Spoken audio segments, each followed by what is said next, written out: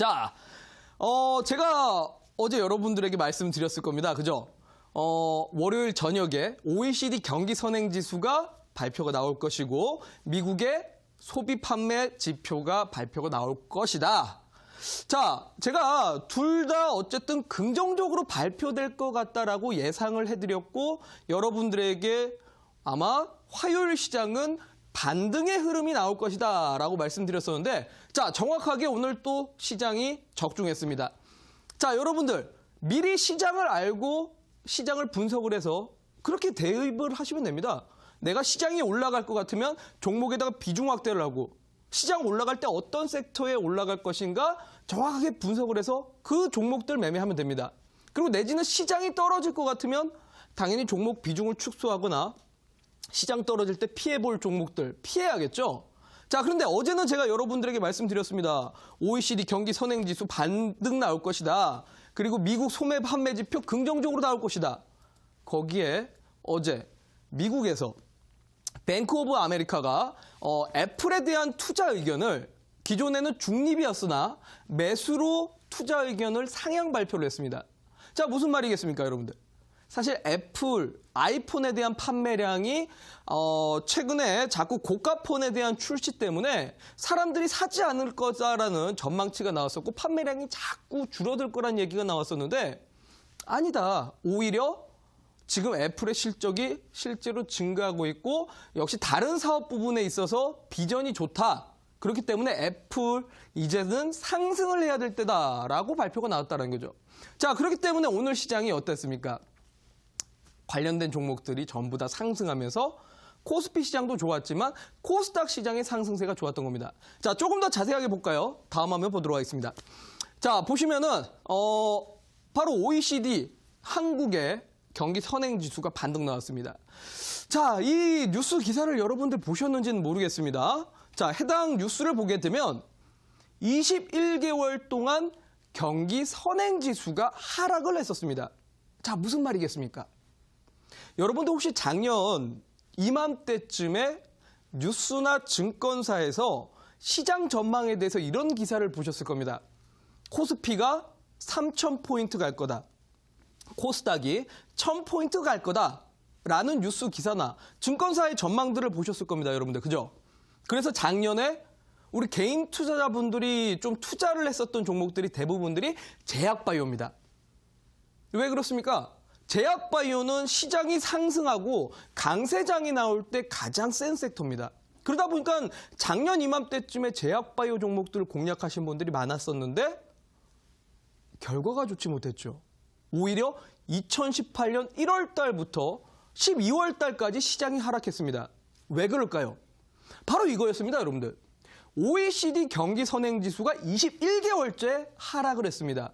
정확하게 말씀드려서 2017년 연말부터 경기 선행지수가 하락을 했다는 거. 무슨 말입니까? 이미 경기가 안 좋을 거라는 데이터가 2017년 연말에 나왔다는 겁니다. 그렇기 때문에 작년에는 사실 강세장을 전망을 했거나 시장이 계속 올라갈 거다, 제약바이오가 올라갈 거다라고 했던 전망들이 전부 다 틀렸던 거였죠. 자, 여러분들 작년에 이데일리를 보셨던 분들은 아실 겁니다. 우라노스는 시장이 조금 2018년에 좋지 못할 것이라고 전망을 했던 사람입니다. 왜? 이미 계속적으로 떨어졌기 때문에요. 자, 여러분들 OECD 경기 선행지수는요. 6개월 뒤에 경기 상태를 말하는 겁니다. 자, 그런데 오늘 드디어 반등이 나왔습니다. 한국 경기 선행지수가 반등 나왔다는 게 무슨 말이겠습니까? 6개월 뒤에. 9월 달 우리나라 경기 상태가 조금 회복이 되어가는 분위기가 보인다라는 거죠. 자, 그렇기 때문에 경기가 좋아지면 여러분들 제가 뭐가 올라간다 했죠? IT, 자동차, 화학, 조선주 이런 수출주들은 경기가 밀접하기 때문에 경기가 좋아지게 되면 IT, 화학, 조선주 이런 종목들은 상승을 할 수밖에 없습니다. 자, 거기다가 다음 화면 보도록 하겠습니다. 자, 보시면은 애플의 주가 상승 배경이 뭐 저평가다. 그리고 신사업도 계속적으로 진행 중이고 뭐 여러 가지 비전이 좋다라는 전망이 나오면서 투자 의견이 상향 발표됐습니다. 자, 그래서 여러분들 어제 우라노스가 이 시간을 통해서 여러분들에게 제시해드렸던 전략이 뭐였습니까? IT 중소형주를 매수를 해야 된다라고 어제 강의를 드렸었습니다, 여러분들. 자, 그렇습니다. 어제 제가 제시해드렸던 종목들 전체적으로 좀 상승 나왔습니다. 오늘 장을 보게 되면 여러분들 결과가 다음 화면 보도록 할까요? 자, 어제 제가 분명히 말씀드렸었는데 외국인 영향력이 적은 종목이 좀 유리할 것이고 코스피보다는 코스닥이 유리할 것이다라고 표현을 해드렸을 겁니다. 자, 왜 그러냐? OECD 경기 선행지수나 앞서 말씀드렸다시피 미국 소매 판매 지표도 긍정적으로 나왔습니다. 그러면 IT 섹터가 전체적으로 들어 올려야 되지만 이번 주가 아직까지는 동시만길이 남아있고 중국의 경제 지표가 남아있습니다. 자, 그러다 보니 외국인들이 아직까지는 강하게 들어올 환경이 되지 못해서 상대적으로 외국인들의 비중이 적은 코스피보다는 코스닥 시장이 강할 것이다라고 제가 표현을 해드렸던 겁니다. 자, 그러니까 오늘 여러분들 코스닥 시장은 2%가 올라간 반면에 코스피는 좀 상대적으로 약했던 거죠. 자, 그래서 결국 오늘 화면 볼까요? 다음 화면. 자, 오늘 정확하게 이런 흐름이 나온 겁니다. 코스피는 오늘 매수세가 없다시피 했습니다. 자, 반대로 코스닥 같은 경우는 자, 경기 회복 흐름은 어쨌든 나오고 있습니다. 거기에다가 애플의 투자 의견이 상향되다 보니까 소위 말해서 IT 중소형주 전반적으로 상승 나오고 거기다가 외국인들 투자 비중이 낮은 코스닥 전체가 상승하면서 제약바이오 섹터까지 같이 상승하는 흐름이 나왔습니다. 자, 보시면 뚜렷하죠, 여러분들. 코스피보다 코스닥이 제가 분명히 셀 거라 했습니다. 코스닥이 오늘 1,200억 정도 외국인들 매수도 들어왔을 뿐만 아니라 1월달과 2월달, 3월달에 기관 투자자들의 수급이 없었는데 오늘 정말 오랜만에 펀드 매니저들의 수급이 들어왔습니다. 그만큼 오늘 코스닥 시장은 상당히 의미 있는 반등이었다라고 봐야 될 것 같습니다. 자, 다음 화면 또 보도록 하겠습니다. 자, 그래서 결국은 쿼드러블 위칭데이 바로 이번 주 목요일 이틀 뒤입니다. 이틀 뒤가 동시만길인데 이 동시만길까지는 아직까지는 장중 변동성이 있을 수밖에 없습니다. 지금 만기 변동성이 좀 심할 수밖에 없기 때문에 그 전까지는 시장이 좀 강하게 위로 상승하기는 어려울 겁니다. 그래서 상대적으로 코스피 시장이 약하다라는 거고 이번 주에 우리 투자자분들이 취해야 될 전략은 코스피보다는 코스닥입니다.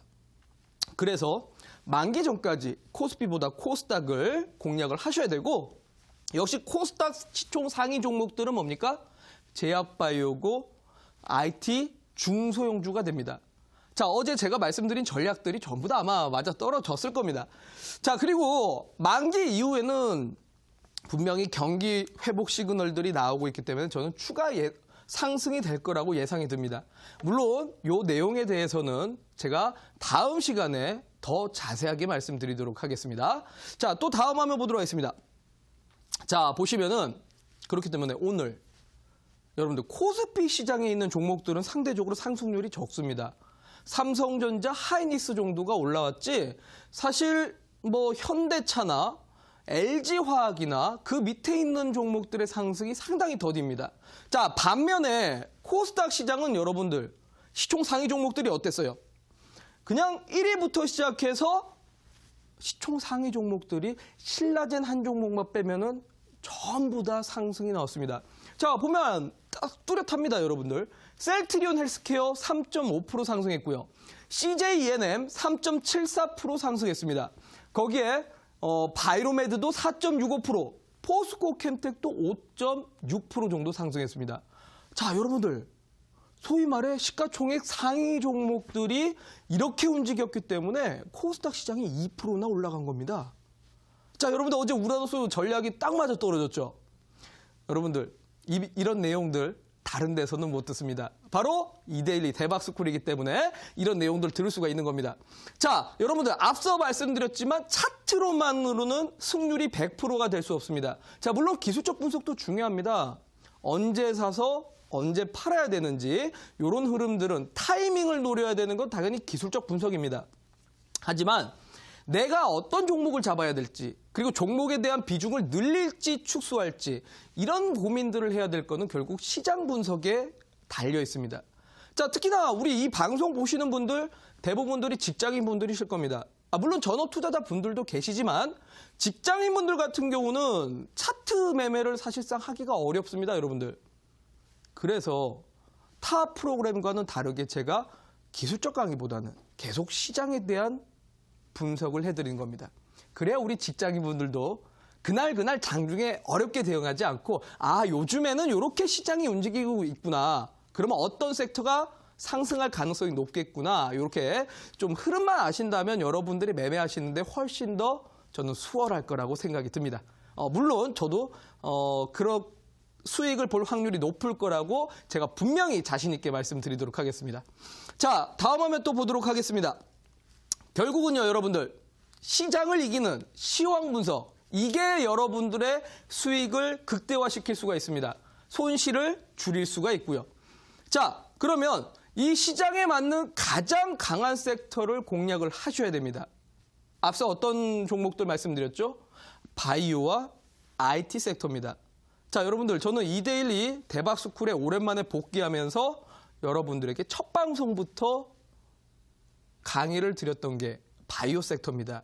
지금 이제 막 바이오 종목도 많이 올라가니까 많이 이제 지금 주변에서는 바이오 종목을 사야 된다, 바이오 종목을 사야 된다 할 겁니다.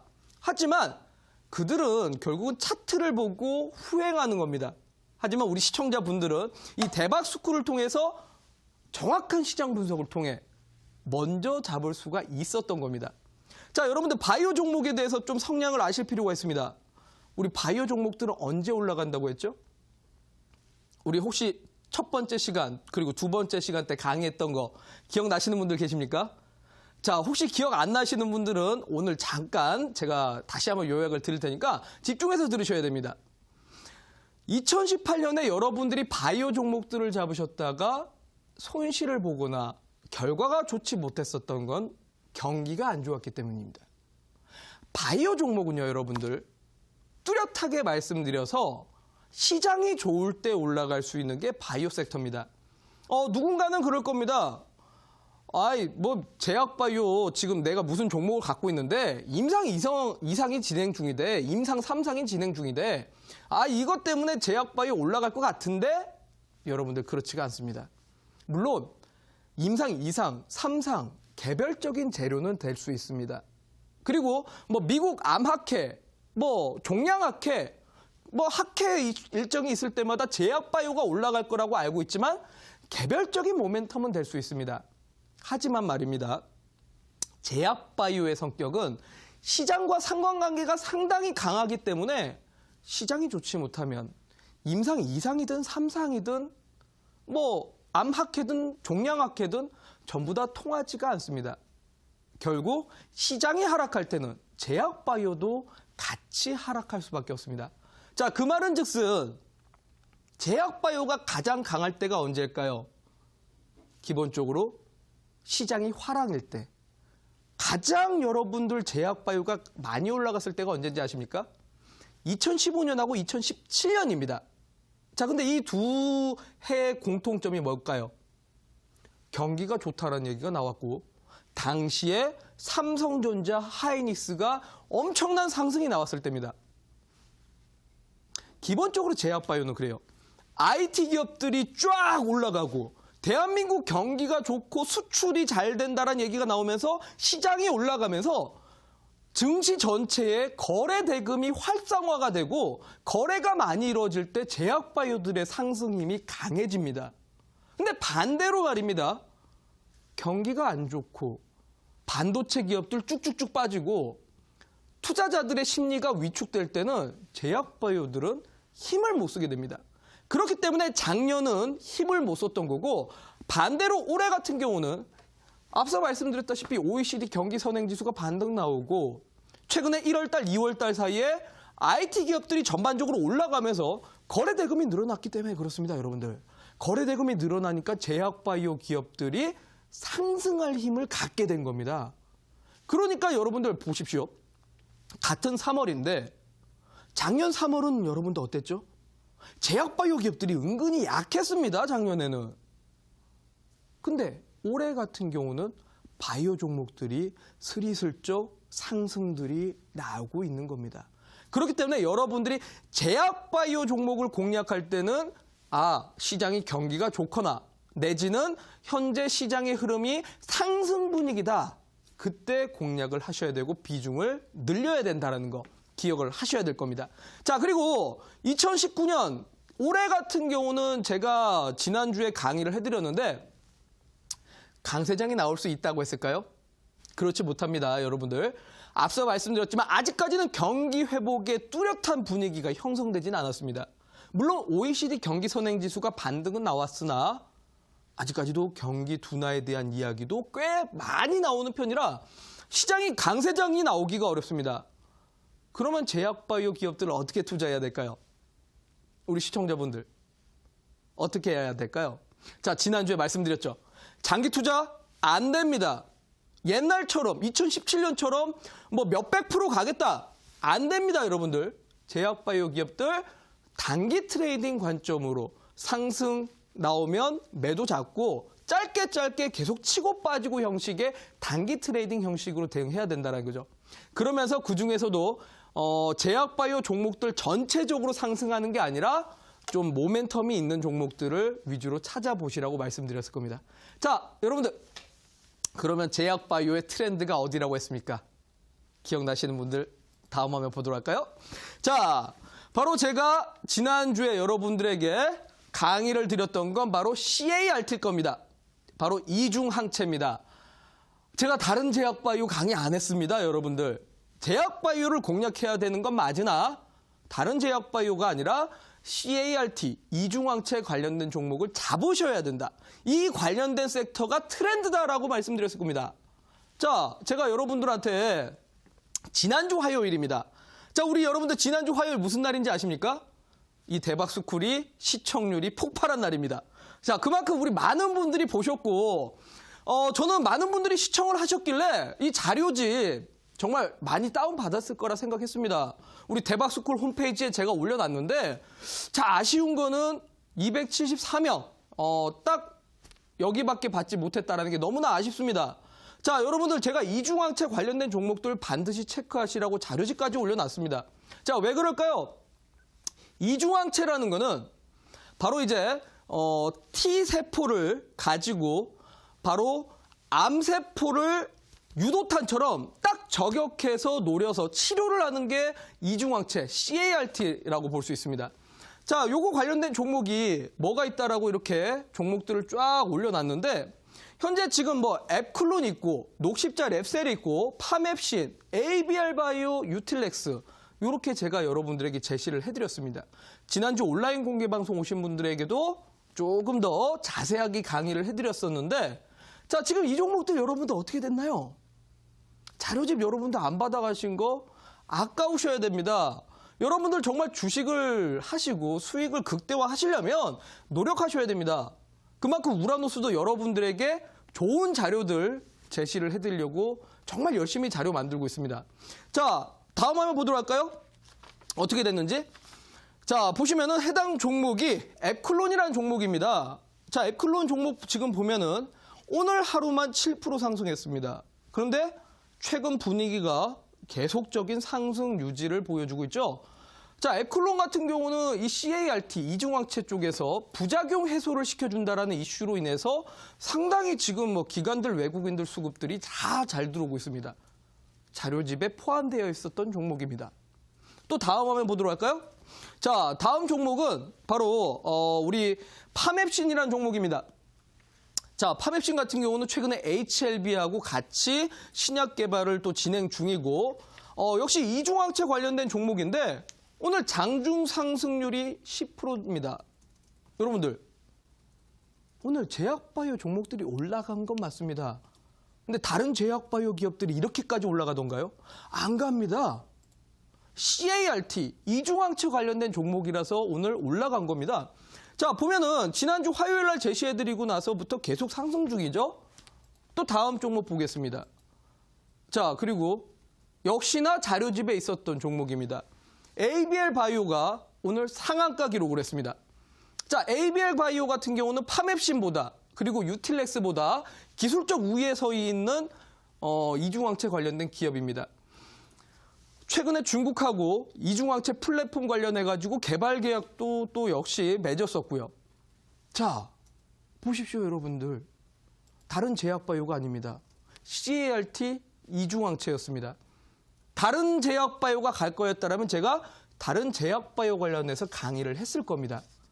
근데 지금 현재 시장 트렌드가 이쪽이었고 시장에서 강한 종목이 제약바이오 섹터가 될 수밖에 없었기 때문에 대박스쿨을 통해서 제가 여러분들에게 왜 제약바이오 종목들을 보셔야 되는지 그리고 제약바이오 종목 중에서 어떤 게 트렌드가 될 것인가 지난주에 강조를 드렸던 겁니다. 자, 그럼 다시 한번 볼까요? 왜 이 종목들이 상승했을 것 같습니까, 여러분들? 왜? 차트가 좋아서요? 뭐 여기 차트 여러분들 보이십니까? 뭐가 차트가 좋은지 한눈에 보이세요? 자, 여러분들 차트에 자꾸 눈 돌리시면 안 됩니다. 보통 인간의 심리는 차트만 보면은 패턴을 분석하고 싶은 심리가 강해지는데 차트를 보실 게 아니라 다음 화면 보도록 하겠습니다. 자, 이중항체는 말입니다. 왜 이 종목들이었는가? 사실 지금 ABL 바이오, 파맵신, 앱클론 전부 다 임상 2상, 3상도 못 갔습니다. 전부 다 전임상 단계입니다. 여러분들이 알고 있는 제약바이오가 보통은 임상 2상이거나 3상일 때 호재다, 주가 상승이 된다라고들 알고 있지만 이 기업들은 전부 다 전임상 단계입니다. 근데 왜 갈까요? 바로 3월 달 미국 암학회 일정에서 미국에 있는 암젠이라는 회사, 인사이트라는 회사, 아타라, 애프로 같은 많은 기업들이 전부 다 이중항체 관련해가지고 이번에 성과 발표를 할 예정입니다. 그리고 그중에서 우리나라 기업인 유틸렉스도 역시 이중항체 관련해가지고 4월 2일 날 발표할 예정입니다. 자, 그러다 보니까 지금 전 세계적으로 트렌드가 이중항체 관련해갖고 성과 발표가 나오는 해가 2019년인 겁니다. 자, 여러분들 제가 지난주에 말씀드렸죠. 2017년은 표적 항암제가 이슈가 됐습니다. 그래서 신라젠이라는 종목이 몇백 프로 올라갔던 겁니다. 그런데 2019년은 면역 항암제에서 이중항체 관련해서 이게 시장 트렌드가 됩니다. 그래서 다른 제약바이오보다 훨씬 더 센 거고 이게 성과 발표가 나온다면 당분간 더 이슈화가 진행이 될 수밖에 없는 겁니다. 자, 그래서 제가 이 우라노스가 여러분들에게 시장 분석을 하면서 관련된 종목들 체크를 하시라고 자료도 올려드리고 많이 이야기를 해드렸던 겁니다. 자, 그래요. 오늘 뭐 우리 대박스쿨 시청하신 분들 중에서 또 수익 보신 분들 있으시면 축하드리고, 자, 근데 나는 지난주에 방송을 못 봤다. 자, 걱정하지 않으셔도 됩니다.